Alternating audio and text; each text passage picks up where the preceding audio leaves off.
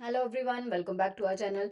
तो आज हम यहाँ पे डिस्कस करने वाले हैं जीआईबी का जो हमारा सब्जेक्ट है आईई एंड आईएफएस के latest styles, MCQs, 2 marks questions and case studies. तो जल्दी से जो है क्लास को ज्वाइन कर लीजिए। फर्स्ट क्वेश्चन है अब हमारे पास यहाँ पे। द फर्स्ट क्वेश्चन इज, कहते हैं countries GDP eight market price हमें दे रखा है, दैट इज 30,000 करोड़। ठीक है हमें क्या दे रखा है, जीडीपी एट एमपी दे रखा है, राइट।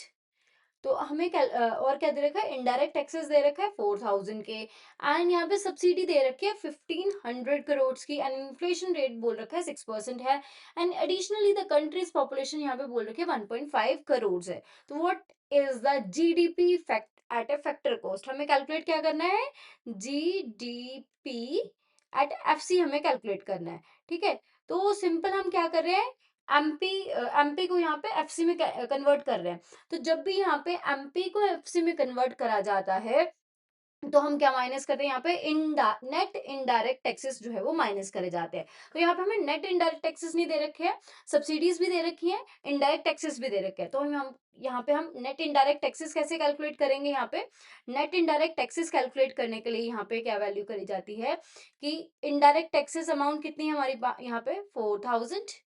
ठीक है, 4,000 में से यहाँ पे हम माइनस करते हैं 1,500, राइट। तो ये सब्सिडीज जो है यहाँ पे हम माइनस करते हैं इससे। ठीक है, तो यहाँ पे हमारे पास वैल्यू क्या है, जीडीपी कितनी है, जीडीपी थी 30,000 की। ठीक है, 30,000, इसमें से हम यहाँ पे माइनस कर लेते हैं, ये वैल्यू क्या आ जाएगी यहाँ पे, दैट इज ये आ गया हमारे पास 2,500, राइट। तो यहाँ पे अब 2,500 इसमें से माइनस कर देंगे 30,000 में से, तो एक वैल्यू क्या आ जाएगी, दैट इज 27,500 करोड़ जो है यहाँ पे हमारे पास वैल्यू आ गई। सो दैट्स मीन हमारा ऑप्शन बी जो है यहाँ पे करेक्ट ऑप्शन है, दैट इज 27,500 करोड़ हमारे पास आ रहा है जीडीपी एट एफसी। हमें क्या ध्यान में रखना है कि जब भी हमें एमपी को एफसी में कन्वर्ट करना है तो हम क्या माइनस करेंगे, नेट इनडायरेक्ट टैक्सेस माइनस करेंगे। अगर हमें नेट इनडायरेक्ट टैक्सेस नहीं दे रखे हैं तो इनडायरेक्ट टैक्सेस माइनस करे जाएंगे, सब्सिडीज प्लस कर दी जाएंगी, या फिर यहाँ पे इनडायरेक्ट टैक्सेस में से सब्सिडीज माइनस करके हम उसको नेट इनडायरेक्ट टैक्सेस बना सकते हैं। ठीक है, तो वो कोई भी मेथड हम ये चूज करके चल सकते हैं। दूसरा यहाँ पे क्या है कि अगर हमें जी को जो यहाँ पे जी है इसको हमें एन में कन्वर्ट करना है, जीडीपी को एनडीपी बनाना है, तो हम डेप्रिसिएशन माइनस करते हैं जीडीपी में से। ठीक है, अगर हमें जीडीपी की जगह जीएनपी बनाना है, नेशनल हमें करना है, तो हम इसमें net factor income from abroad जो है वो ऐड करते हैं, राइट। होप आपको कॉन्सेप्ट क्लियर हो गया है। ठीक है, तो अगले क्वेश्चन की तरफ चलते हैं। अगला क्वेश्चन क्या कहता है, ओके तो नेक्स्ट क्वेश्चन है अब हमारे पास यहाँ पे, consider the following statement regarding coins issued by government of India under the coinage act 2011। ठीक है, अब यहाँ पे कुछ स्टेटमेंट्स दे रखी है हमें रिगार्डिंग कॉइन जो इशू करा जाता है गवर्नमेंट ऑफ इंडिया द्वारा। ठीक है, अंडर कौन से सेक्शन, कॉइनेज एक्ट 2011 के अंडर। तो ये जो स्टेटमेंट दे रखी है हमें बताना है ये स्टेटमेंट यहाँ पे करेक्ट है इसके रिगार्डिंग या फिर इनकरेक्ट है, कौन सी स्टेटमेंट करेक्ट है कौन सी इनकरेक्ट है वो हमें बताना है। पहली स्टेटमेंट क्या कहती है, coins of any denomination not lower than 1 rupee और are legal tender for any sum not exceeding 1,000 rupees. ठीक है, यहाँ पे क्या है कि कॉइन्स वो किसी भी डिनोमिनेशन का हो सकता है बट नॉट लोअर देन, वो 1 रुपी कॉइन से नीचे का कॉइन नहीं होना चाहिए। एंड लीगल टेंडर जो है एनी सम जो है वो उनका जो टोटल है वो 1,000 रुपीज से जो है वो एक्सीड नहीं करना चाहिए उन कॉइन्स का। दूसरा यहाँ पे बोला जा रहा है 50 paisa coin are legal tender for any sum not exceeding 20 rupees. ठीक है, तीसरा बोला जा रहा है coins that are defaced or have lost weight below the prescribed limit are not legal tender। ठीक है, जो डिफेस हो गया है, लॉस्ट वेट हो गया है जिनका, ठीक है, प्रिस्क्राइब लिमिट के अकॉर्डिंग बिलो प्रिस्क्राइब लिमिट है, वो लीगल टेंडर नहीं है उनका, वो लीगली यहाँ पे हम उनको नहीं देखते हैं। फिर कहते हैं voluntarily accepting coins for amount exceeding the legal tender limit is not prohibited. ठीक है, तो अब हम यहाँ पे ऑप्शन देख लेते हैं पहले क्या है। यहाँ पे हमारे पास ऑप्शन 1 एंड 2 आर करेक्ट है, 3 एंड 4 इनकरेक्ट है, या फिर 1 4 3 आर करेक्ट है एंड सेकंड जो है यहाँ पे वो इनकरेक्ट है, या फिर 2 4 आर करेक्ट है, 1 एंड 3 आर इनकरेक्ट है, 1 3 करेक्ट है एंड 2 4 जो है वो इनकरेक्ट है। तो एक बार हम एक्सप्लेनेशन देख लेते हैं। एक्सप्लेनेशन क्या कह रही है, coins of any denomination not lower than 1 are legal tender for any sum not exceeding 1000 rupees. तो ये यहाँ पे क्या हो गई स्टेटमेंट, करेक्ट स्टेटमेंट है। दूसरा यहाँ पे बोला जा रहा है कि 50 paisa coin are legal tender for any sum not exceeding 10 rupees. तो बट यहाँ पे बोला जा रहा था 20 रुपीज। ठीक है, तो ये यहाँ पे क्या होगी स्टेटमेंट हमारी इनकरेक्ट हो गई। ठीक है, तो थर्ड स्टेटमेंट यहाँ पे क्या बोली जा रही थी, कॉइन्स दैट आर डिफेस्ड और हैव लॉस्ट वेट, जो यहाँ पे वेट लॉस कर चुके हैं या फिर डिफेस्ड हो चुके हैं, जिन कॉइन के ऊपर जो वैल्यूज हमें साफ नहीं दिख रही हैं, ठीक है, डिफेस्ड हो चुके हैं, वो बिलो प्रिस्क्राइब लिमिट है, तो वो नॉट लीगल टेंडर है। तो यही चीज यहाँ पे भी बोली जा रही थी, तो ये क्या होगी करेक्ट स्टेटमेंट हो गई। अब नेक्स्ट स्टेटमेंट कहती है voluntarily accepting coins for amount exceeding the legal tender limit is not prohibited. तो यही चीज यहाँ पे भी बोली जा रही थी, तो ये भी स्टेटमेंट यहाँ पे क्या है करेक्ट स्टेटमेंट है। तो इस एनालिसिस के बिहाफ पे कौन सा ऑप्शन यहाँ पे करेक्ट लग रहा है, यस जल्दी से आंसर कर दीजिए।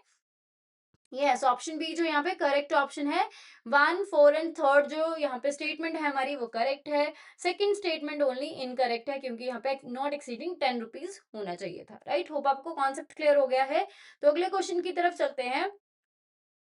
अगला क्वेश्चन क्या है हमारे पास, What role does venture capitalist play in supporting new entrepreneurs?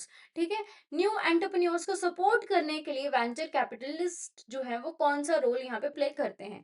Option है पहला, they offer short term loan to reduce financial burden reduce करने के लिए शॉर्ट टर्म लोन देते हैं ये न्यू एंटरप्रेन्योर्स को, या फिर they provide risk bearing capital to help turn innovative ideas into viable business, कि जो उनका इनोवेटिव आइडिया है उसको बिजनेस में टर्न करने के लिए वो उनकी हेल्प करते हैं, रिस्क बेयर करते हैं, रिस्क बेयरिंग कैपिटल जो है वो उसमें इन्वेस्ट करके चलते हैं कैपिटल वेंचर कैपिटलिस्ट। ठीक है, या फिर they act as consultant for marketing strategy, वो कंसल्टेंट का काम करते हैं वो मार्केटिंग स्ट्रेटेजीज के लिए। ठीक है, या फिर दे manage operational aspect of startups, ठीक है, वो मैनेज करते हैं operational aspects of the startups. ठीक है, तो यहाँ पे हम एक्सप्लेनेशन देख लेते हैं जल्दी से। कहते हैं वेंचर कैपिटल जो है टिपिकली लॉन्ग टर्म लोन देते हैं, तो ये तो हो गया यहाँ पे रॉन्ग। ठीक है, क्योंकि वेंचर कैपिटलिस्ट हमेशा हमेशा जो है यहाँ पे लॉन्ग टर्म लोन जो है वो प्रोवाइड करते हैं, रिस्क बेयरिंग लोन प्रोवाइड करते हैं।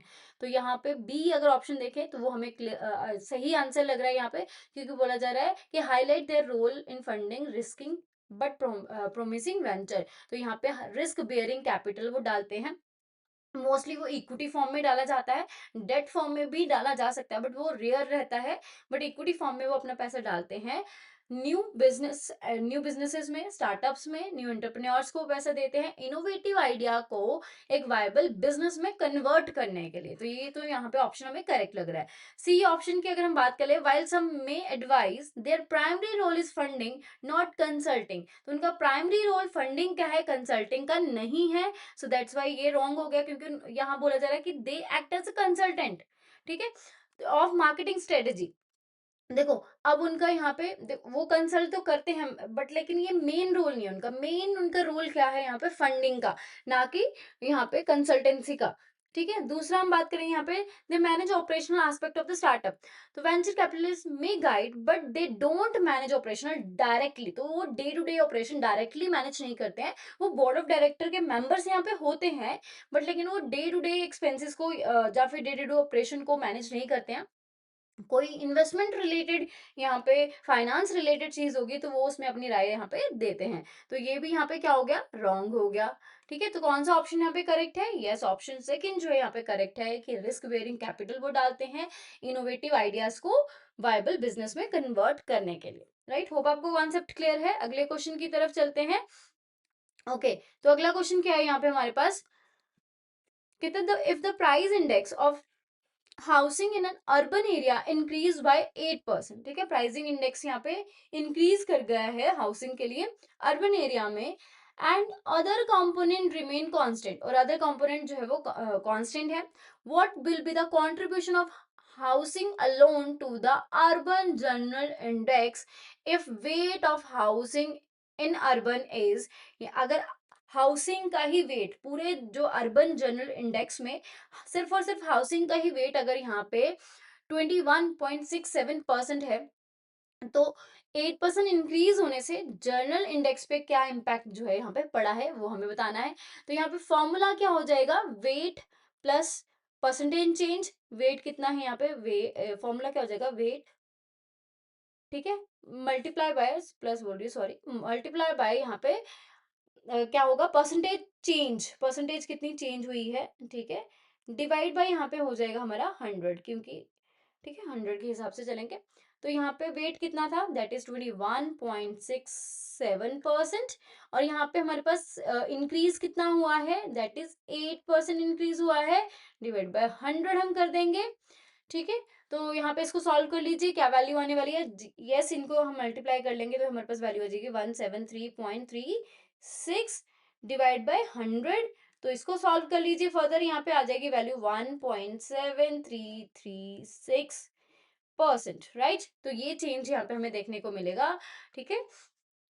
तो यहाँ पे कौन सा ऑप्शन करेक्ट बैठ रहा है, यस ऑप्शन जो है यहाँ पे डी ऑप्शन जो है वो करेक्ट ऑप्शन है, राइट।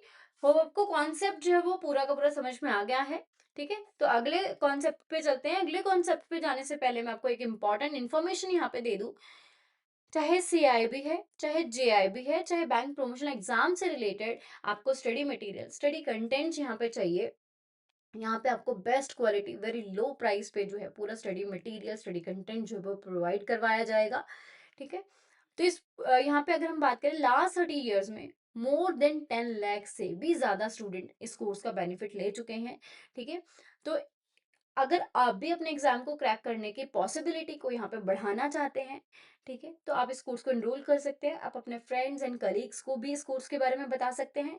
इस कोर्स में आपको मिलेगा क्या, इस कोर्स में आपको रिकॉर्डेड वीडियो लेसन्स रहेंगे, पीडीएफ क्वेश्चन बैंक्स रहेंगे, केस स्टडी वीडियोस रहेंगी, लाइव क्लासेस अगर आप अटेंड करना चाहते हैं तो लाइव क्लासेस भी आपको इसमें प्रोवाइड करी जाएंगी, इंटरेक्टिव लाइव क्लासेस रहेंगी।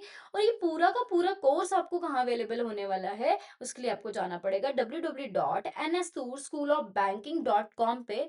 तो यहाँ पे कोर्सेज में जाके आपको जो भी कोर्स यहाँ पे चाहिए, चाहे सीआईबी है, चाहे जेआईबी है, चाहे प्रमोशन एग्जाम से रिलेटेड कोर्स है, आप उस कोर्स को यहाँ पे एनरोल कर सकते हो। फिर से एक बार यहाँ पे आपको बता दूं कि लास्ट 30 इयर्स में मोर देन 10 लाख से भी ज्यादा कैंडिडेट्स जो है इस कोर्स का बेनिफिट ले चुके हैं, उनको बहुत ज्यादा हेल्प जो है इस कोर्स की हेल्प से मिली है एग्जाम को क्रैक करने में, ठीक है। अगर आप भी अपने एग्जाम को क्रैक करने की पॉसिबिलिटी को यहाँ पे बढ़ाना चाहते हैं तो आप इस कोर्स को एनरोल कर सकते हैं। आप अपने फ्रेंड्स एंड कलीग्स को भी इस कोर्स के बारे में बता सकते हैं, ठीक है। तो अब हम चलते हैं नेक्स्ट क्वेश्चन की तरफ।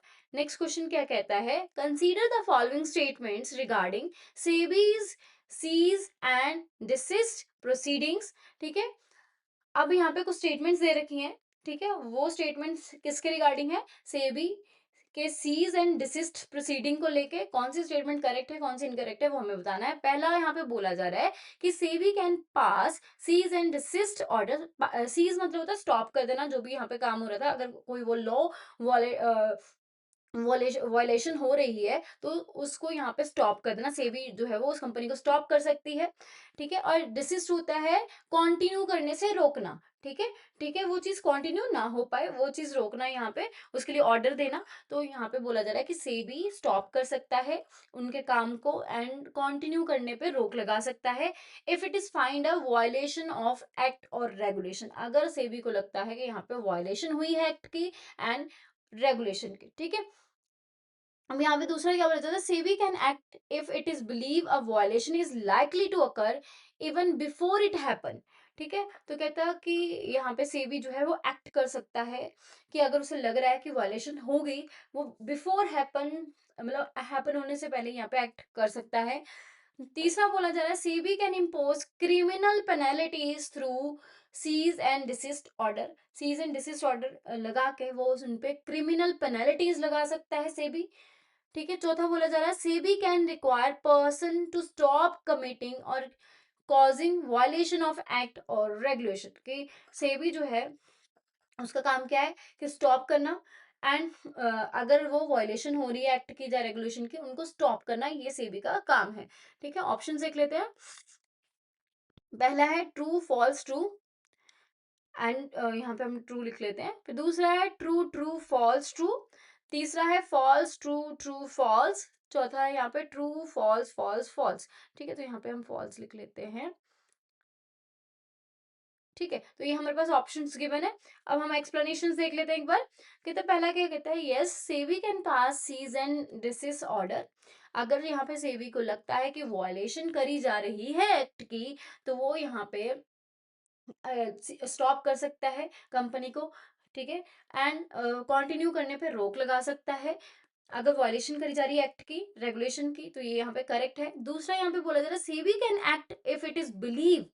अगर सेबी को बिलीव है कि यहाँ पे वॉयलेशन हो सकती है, या फिर वो कोई भी वॉयलेशन होने से पहले उस पर एक्ट कर सकता है सेबी, ये भी यहाँ पे क्या है, करेक्ट स्टेटमेंट है। बट यहाँ पे बोला जा रहा है कि सेबी इम्पोज नहीं कर सकता criminal penalties. SEBI cease and desist कर सकता है, जैसे हमने पहले बात करी, बट क्रिमिनल पेनाल्टी सेबी नहीं लगा सकता है यहाँ पे, ठीक है। तो क्योंकि ये एक क्रिमिनल एक्टिविटी नहीं है, तो अगर क्रिमिनल एक्टिविटी होती है तब भी से भी जो है वो उसमें अथॉरिटी नहीं है जो यहाँ पे पेनल्टीज लगाएगा, क्रिमिनल पेनल्टीज बेसिकली जो लगाएगा, ठीक है। तो से भी ये चीज नहीं कर सकता है, दैट्स वाई ये चीज क्या होगी, रॉन्ग होगी स्टेटमेंट। अब कहते SEBI can require person to stop. Yes, SEBI का काम क्या है, स्टॉप करना कमिटिंग और कॉजिंग वायलेशन। अगर कोई भी वायलेशन कॉज कर रहा है या फिर कमिट कर रहा है, उस चीज को रोकना जो है वो सेबी का काम है। तो ये यहाँ पे क्या है, ये भी स्टेटमेंट करेक्ट है। अब इसके बिहाफ पे कौन सा ऑप्शन जो है वो आपको करेक्ट लग रहा है, यस जल्दी से आंसर कर दीजिए। फर्स्ट स्टेटमेंट ट्रू है, सेकंड ट्रू है, एंड थर्ड फॉल्स है, एंड फोर्थ जो है यहाँ पे ट्रू है। यस क्या रहेगा इसका आंसर, यस ऑप्शन बी जो यहाँ पे करेक्ट ऑप्शन है, true true false and true. Right, hope आपको कॉन्सेप्ट क्लियर हो गया है। अगले क्वेश्चन की तरफ चलते हैं। ओके अगला क्वेश्चन क्या है हमारे पास, कहता which of the following occupation is most likely to be a part of quaternary sector. ठीक है, सबसे पहले हम बात कर लेते हैं क्वांटनरी सेक्टर होता क्या है। तो ये एक तरह से ना फिफ्थ तरह का सेक्टर है। हमने तीन सेक्टर्स तो पढ़े हैं, प्राइमरी सेक्टर, सेकेंडरी सेक्टर और टेरशरी सेक्टर। ठीक है, प्राइमरी सेक्टर कौन सा होता है, जहाँ पे एग्रीकल्चर से रिलेटेड जो सेक्टर है हमारा, ठीक है, रॉ मटेरियल बेसिकली जो प्रोवाइड करता है, एंड जो प्राइमरी सेक्टर है एग्रीकल्चर रिलेटेड, राइट। दूसरा हमने सेक्टर पढ़ा था इंडस्ट्री सेक्टर, जिसको हम सेकेंडरी सेक्टर भी बोलते हैं, फैक्ट्री से रिलेटेड, इंडस्ट्री से रिलेटेड जो वर्क यहाँ पे करे जाते हैं। थर्ड हमने बात करी थी सर्विस सेक्टर की, जिसको हम टर्शरी सेक्टर भी यहाँ पे करते हैं, बैंकिंग सेक्टर हो गया, ठीक है, इंफ्रास्ट्रक्चर हो गया, यहाँ फिर जैसे हम बोलते हैं इंश्योरेंस हो गया। तो ये सारी चीजें जो है वो टर्शरी सेक्टर में आती है, सर्विस सेक्टर में आ जाती हैं, ठीक है। तो अब ये फोर्थ सेक्टर है जो किसके रिगार्डिंग बात करता है, knowledge based and information oriented जो है वो एक्टिविटीज पे बात करता है। वो यहाँ पे क्वांटिनरी सेक्टर होता है, ठीक है, जिसमें हम इंफॉर्मेशन बेस्ड एंड यहाँ पे सॉरी नॉलेज बेस्ड एंड यहाँ पे इंफॉर्मेशन ओरिएंटेड जो है एक्टिविटीज करी जाती है, ठीक है। देन हम बात करेंगे यहाँ पे ऑप्शंस क्या दे रखे हैं। अब हमें बताना है कि कौन सा ऑक्यूपेशन इनमें से मोस्ट लाइकली पार्ट है किसका, क्वांटिनरी सेक्टर का। पहला senior company executive, research scientist, factory worker, farmer, ठीक है। ऑप्शंस के एक्सप्लेनेशन देख लेते हैं। कहता है फर्स्ट जो ऑप्शन था यहाँ पे सीनियर कंपनी एग्जीक्यूटिव, तो ये बिलोंग करते हैं टू द क्यूनरी सेक्टर। अब ये फिफ्थ तरह का सेक्टर होता है, क्यूनरी सेक्टर जो है यहाँ पे। फोर्थ हमने सेक्टर की बात करी, ये क्वार्टनरी सेक्टर होता है, फिफ्थ होता है क्यूनरी सेक्टर, जिसमें क्या है, यहाँ पे हम बात करते हैं हाईएस्ट लेवल के जो डिसीजन लेने वाले लोग आते हैं, ठीक है, डिसीजन मेकिंग वाले लोग आते हैं, वो इस सेक्टर में आते हैं, जैसे कि सीनियर कंपनी एग्जीक्यूटिव्स, ठीक है, वो किसको बिलोंग करते हैं, क्यूनरी सेक्टर को यहाँ पे बिलोंग करते हैं। तो ये क्यूनरी सेक्टर से रिलेटेड है, तो दैट्स वाई ये क्वांटिटी सेक्टर से रिलेट नहीं करता है, ठीक है। दूसरा हम बात करते हैं रिसर्च साइंटिस्ट, क्योंकि अभी हमने यहाँ पे बात करी ना कि knowledge based and information oriented जो है एक्टिविटीज यहाँ पे करी जाती है, तो रिसर्च साइंटिस्ट भी जो है इसका पार्ट है, नॉलेज बेस्ड एंड रिसर्च जो है इसमें करी जाती है। तो ये ऑप्शन यहाँ पे क्या लग रहा है, करेक्ट लग रहा है। Research and development are central to the questionnaire sector, तो एक सेंटर वैल्यू है ये इसकी। फिर हम बात करते हैं फैक्ट्री वर्कर, तो ये हमारे part of the secondary sector है, ठीक है, क्योंकि इंडस्ट्री का रिलेट ही कर रहा है। फिर आता है फार्मर, तो ये प्राइमरी सेक्टर से रिलेट कर रहा है ये ऑक्यूपेशन, क्योंकि एग्रीकल्चर से रिलेट कर रहा है, ठीक है। होप आपको कॉन्सेप्ट क्लियर हो गया। तो कौन सा ऑप्शन यहाँ पे करेक्ट है, यस ऑप्शन बी जो यहाँ पे करेक्ट है। क्वांटिनरी जो सेक्टर है वो रिसर्च साइंटिस्ट जो है उसके सेंटर पार्ट है, राइट। होप आपको कॉन्सेप्ट क्लियर हो गया है। अगले क्वेश्चन की तरफ चलते हैं। ओके तो अगला क्वेश्चन क्या कहता है यहाँ पे, a country's GDP at MP 40,000 crore है, डेप्रिसिएशन 3,000 करोड़ है, net factor income from abroad जो है वो 2,000 करोड़ है, एंड यहाँ पे इनडायरेक्ट टैक्सेस जो है वो 4,500 करोड़ है, डायरेक्ट टैक्सेस 2,500 है, एंड यहाँ पे गवर्नमेंट सब्सिडरीज जो है वो 1,500 करोड़ की हैं। What is the national income? अब नेशनल इनकम क्या होगी इसमें? ठीक है, नेशनल इनकम का मतलब क्या है? N N P at F C. ठीक है, N N P at F C. और हमें गिवन क्या है? देखो हमें गिवन क्या है? G D P at MP, ये गिवन था। अब हमें देखो इसको कन्वर्ट करने के लिए जी को भी कन्वर्ट करना पड़ेगा, डी को भी कन्वर्ट करना पड़ेगा, और एमपी को भी कन्वर्ट करना पड़ेगा यहाँ पे। ठीक है, हमने क्या बात करी थी यहाँ पे? जी को एन में कन्वर्ट करने के लिए हमें बिगनिंग से चलते हैं ना, एक एक स्टेप करके चलते हैं। ठीक है, जी को एन में कन्वर्ट करने के लिए हमें क्या करना पड़ेगा? डेप्रिसिएशन यहाँ पे माइनस कर देनी पड़ेगी, तो डेप्रिसिएशन यहाँ पे माइनस कर देंगे। फिर हमने बात करी डी को, डोमेस्टिक को अगर नेशनल में कन्वर्ट करना है तो हमें क्या करना पड़ेगा? Net factor income from abroad जो है, net factor income from abroad को प्लस कर देंगे। तो हमने प्लस कर दिया, तो ये फॉर्मूला यहीं से बन रहा है। ठीक है, फिर हमें यहाँ पे एमपी को कन्वर्ट करना है एफसी में, तो इसके लिए हम बोलते हैं कि नेट इनडायरेक्ट टैक्सेस जो है वो हम माइनस करते हैं। तो अगर हमें नेट इनडायरेक्ट टैक्सेस यहीं दे रखे हैं, यहाँ पे इनडायरेक्ट टैक्सेस दे रखे हैं, तो इनडायरेक्ट टैक्सेस यहाँ पे माइनस कर दो। ठीक है, यहाँ पे हम फॉर्मूला लिख रहे थे सिंपल। ठीक है, इनडायरेक्ट टैक्सेस जो है वो माइनस कर दो, एंड सब्सिडीज जो है यहाँ पे प्लस कर दो, सब्सिडीज जो है वो प्लस कर दो। तो अब इसी फॉर्मूला में सिंपल सी वैल्यूज पुट कर लो। 40,000, ठीक है, तो ये वैल्यू क्या आ जाएगी? 40,000 यहाँ पे आपके पास आ गई, माइनस डेप्रिसिएशन कितनी है? 3,000 की, एंड यहाँ पे net factor income from abroad कितनी है? दैट इज 2,000 की यहाँ पे। ठीक है, नेट इनडायरेक्ट टैक्सेस कितने हैं? नेट है नहीं यहाँ पे, इनडायरेक्ट दे रखे हैं डायरेक्ट। ठीक है, नेट होते तो ये सब्सिडीज में एडजस्टेड होती। तो 4,500 है, और इसमें प्लस हमने क्या कर देना है? सब्सिडी। सब्सिडी कितनी है? 1,500 की। ठीक है, 1,500 करोड़ की। तो ओके, इसको सॉल्व कर लीजिए। अब इसको सॉल्व करने पे हमारे पास क्या वैल्यू आने वाली है?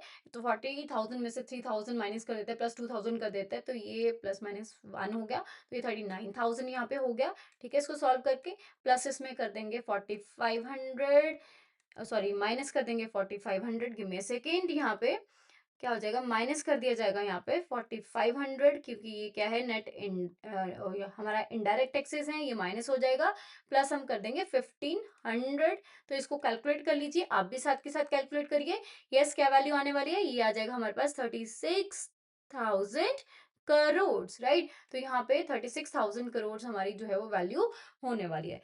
होप आपको कॉन्सेप्ट क्लियर हो गया। सो आंसर हमारा क्या है यहाँ पे? 36,000 करोड़ जो है यहाँ पे हमारा आंसर रहने वाला है। अब आपको कॉन्सेप्ट क्लियर हो गया है, तो अगले क्वेश्चन की तरफ चलते हैं। अगला क्वेश्चन डिस्कस करने से पहले मैं आपको एक इंपॉर्टेंट इन्फॉर्मेशन यहाँ पे दे दूं कि अगर आप यहाँ पे real time mock test practice करना चाहते हैं, वो भी फ्री ऑफ कॉस्ट, जो जीआईबी के हमारे चारों के चारों कंपलसरी सब्जेक्ट हैं, चारों के चारों जो सब्जेक्ट हैं हमारे, उनके बहुत सारे मॉक टेस्ट यहाँ पे अवेलेबल हैं, वो इनको आप रियल टाइम प्रैक्टिस कर सकते हो, वो भी फ्री ऑफ कॉस्ट। उसके लिए आपको जाना पड़ेगा www.gibcibonline.com पे। ठीक है, तो इससे बेनिफिट आपको क्या मिलने वाला है? आप टाइम मैनेजमेंट यहाँ पे सीख पाओगे। ठीक है, एंड साथ के साथ आपको पता चलेगा क्वेश्चन कैसे जो है एग्जाम में पूछे जाते हैं। ठीक है, तो आपको जो है आप यहाँ पे रियल टाइम प्रैक्टिस कर सकते हो, वो भी फ्री ऑफ कॉस्ट। ठीक है, उसके लिए आपको जाना पड़ेगा www.gibcibonline.com पे ऊपर, राइट? होप आपको कॉन्सेप्ट भी साथ के साथ क्लियर हो रहे हैं। तो अगले क्वेश्चन की तरफ चलते हैं। अगला क्वेश्चन क्या कहता है यहाँ पे? कहता consider the following statement regarding SEBI's guidelines for infrastructure investment trust के लिए सेबी की क्या गाइडलाइंस हैं, उनके बारे में हम स्टेटमेंट्स दे रखी है, हमें बताना है कौन सी स्टेटमेंट यहाँ पे करेक्ट है, कौन सी इनकरेक्ट है। पहला है at least 80% of the infrastructure investment trust asset must be revenue generating, कि 80% जो उसके ट्रस्ट के यहाँ पे एसेट हैं वो रेवेन्यू जनरेटिंग होने चाहिए। दूसरा, infrastructure investment trust are not required to distribute any income to the investor। ठीक है, तो कोई भी इनकम यहाँ पे डिस्ट्रीब्यूट नहीं करेंगे इन्वेस्टर्स को, ये चीज बोली जा रही है। दूसरा यहाँ पे, तीसरा यहाँ पे बोला जा रहा है 90% of net distributable cash flow must be distributed to the unit holder. Third यहाँ पे बोला जा रहा है कि 90% अमाउंट यहाँ पे जो है वो किनको डिस्ट्रीब्यूट कर देनी है? इन्वेस्टर्स को यहाँ पे, ठीक है, यूनिट होल्डर्स को यहाँ पे 90% अमाउंट डिस्ट्रीब्यूट कर दी जाएगी, ठीक है। अब इन दोनों में से तो एक ही स्टेटमेंट यहाँ पे करेक्ट हो सकती है, तो ऑप्शन देख लेते हैं यहाँ पे। पहला है 1 and 3 आर करेक्ट है, सेकंड इनकरेक्ट है। 1 and 3 आर करेक्ट है, सेकंड इनकरेक्ट है, वही चीज यहाँ पे बार बार बोली गई है। ओके, 2 and 3 तो इसको हम यहाँ पे 2 and 3 आर करेक्ट है, 1 इज इनकरेक्ट है, ठीक है। तो यहाँ पे हम इसको कर सकते हैं, इसको यहाँ पे हम कर सकते हैं, गिव मी सेकेंड। तो यहाँ पे हम इसको चेंज कर लेते हैं, चलो ये 3 ही रहने देते हैं, ठीक है। तो यहाँ पे इसको चेंज कर लेते हैं, तो ये आ जाएगा यहाँ पे 3। 3 जो है वो इनकरेक्ट है, यहाँ पे हम बोल देते हैं, ठीक है। ओके, तो अब हम एक्सप्लेनेशन देख लेते हैं। यहाँ पे फोर्थ हमें ऑप्शन देखा है कि तीनों ही यहाँ पे करेक्ट हैं। एक्सप्लेनेशन देख लेते हैं यहाँ पे। कहता है, पहला क्या कहता है, सेबी मैंडेट करता है यस 80% हमें इनकम जनरेटिंग एसेट होने चाहिए इंफ्रास्ट्रक्चर इन्वेस्टमेंट ट्रस्ट के पास, तो ये तो करेक्ट हो गई यहाँ पे। कहता है इंफ्रास्ट्रक्चर इन्वेस्टमेंट ट्रस्ट जो है are required to distribute income, यहाँ पे इनकम डिस्ट्रीब्यूट करनी है उसे, तो ये रॉन्ग होगी यहाँ पे। अब कितनी करनी है, कहते हैं 90% ही इनकम यहाँ पे डिस्ट्रीब्यूट करनी है अपने यूनिट होल्डर्स को, तो ये स्टेटमेंट यहाँ पे क्या है, करेक्ट स्टेटमेंट है, ठीक है। तो इसके भी यहाँ पे कौन सा ऑप्शन यहाँ पे करेक्ट बैठ रहा है, यस जल्दी से आंसर कर दीजिए।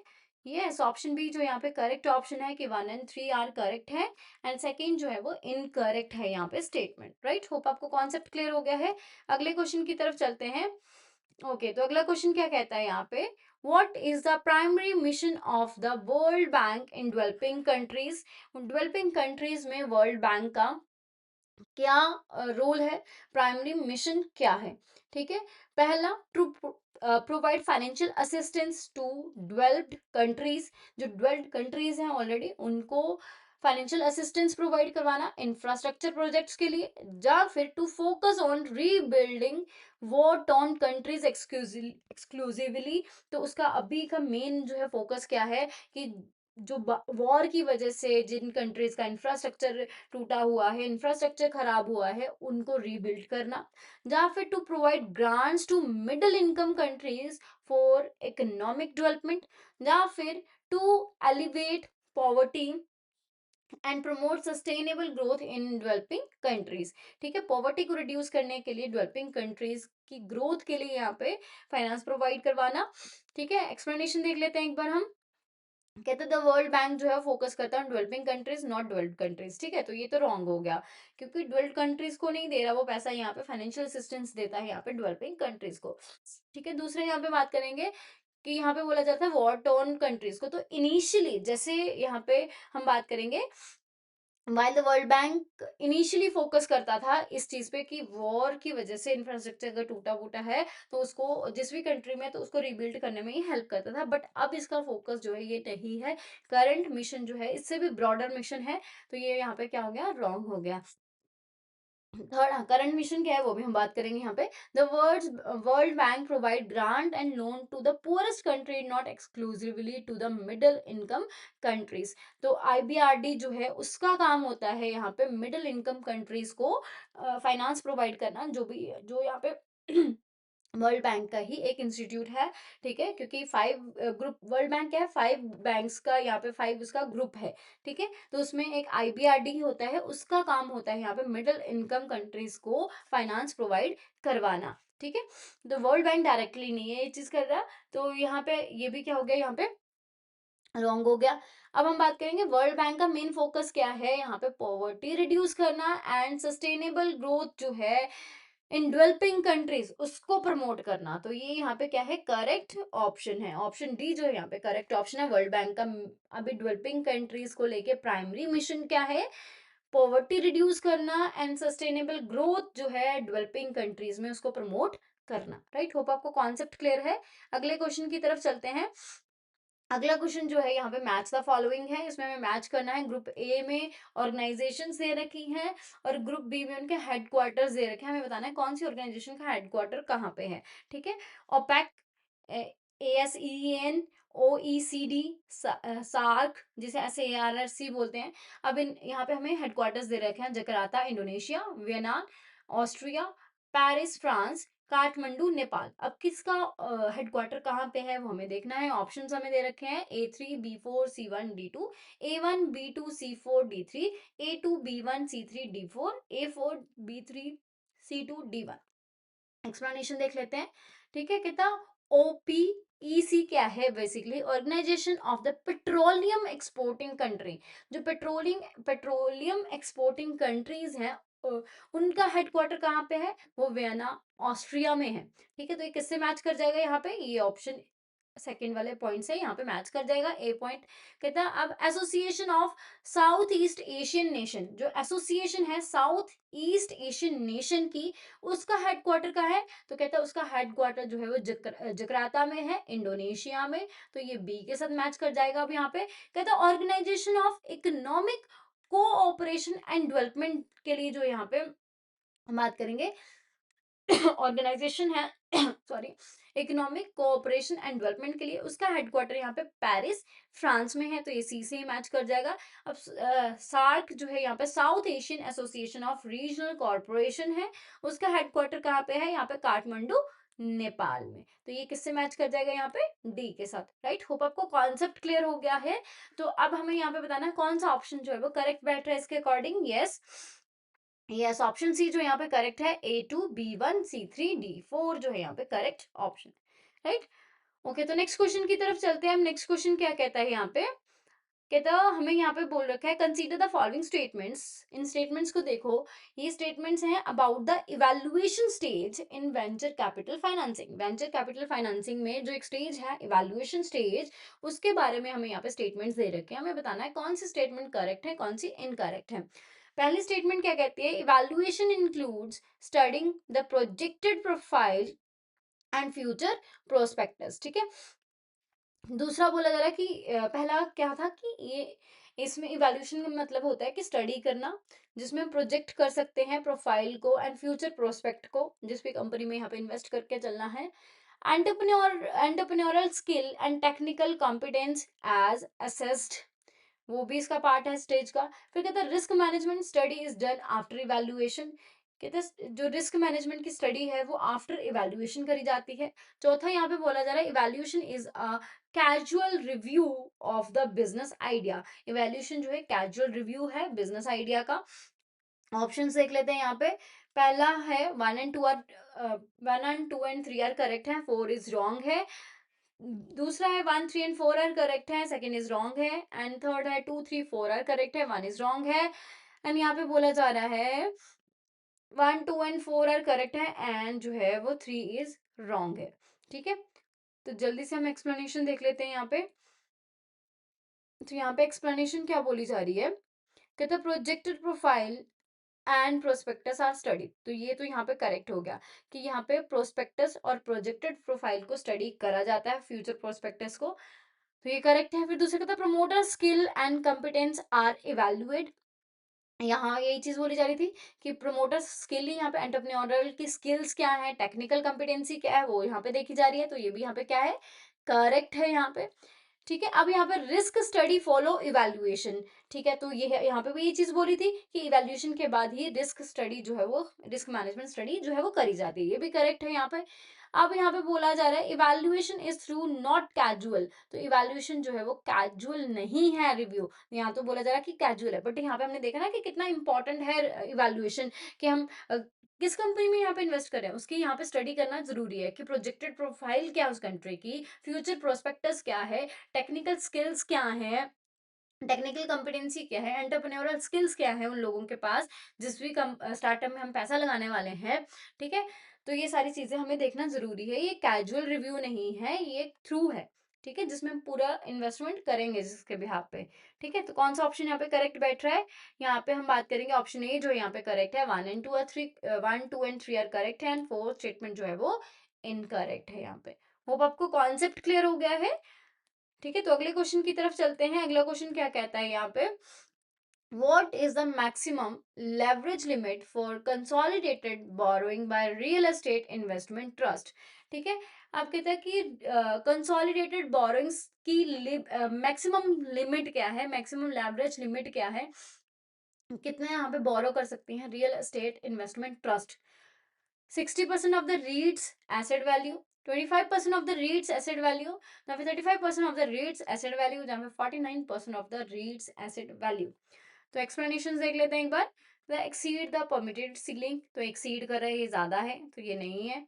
This is the threshold above which credit rating is needed, तो कहते हैं ये हम बोल सकते हैं बोरोइंग के लिए नहीं है, ये क्रेडिट रेटिंग के लिए है कि अगर इतना percent of the रीट्स asset value है, बोरो कर रहे हैं, तो वो क्रेडिट रेटिंग के लिए इंपॉर्टेंट है, तभी उनकी क्रेडिट रेटिंग करी जाएगी. ठीक है, तो ये बट उसके लिए नहीं है, यहाँ पे बोरोइंग लिमिट नहीं है मैक्सिमम.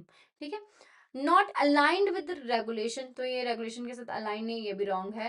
कहता है SEBI restrict borrowing to 49% of the asset value, कि रीट में हम ओनली 49% तक ही रीट की एसेट वैल्यू जो है टोटल उसका 49% ही यहाँ पे डेट के थ्रू यहाँ पे रेज कर सकते हैं, लेवरेज लिमिट जो है कंसोलिडेट कर सकते हैं.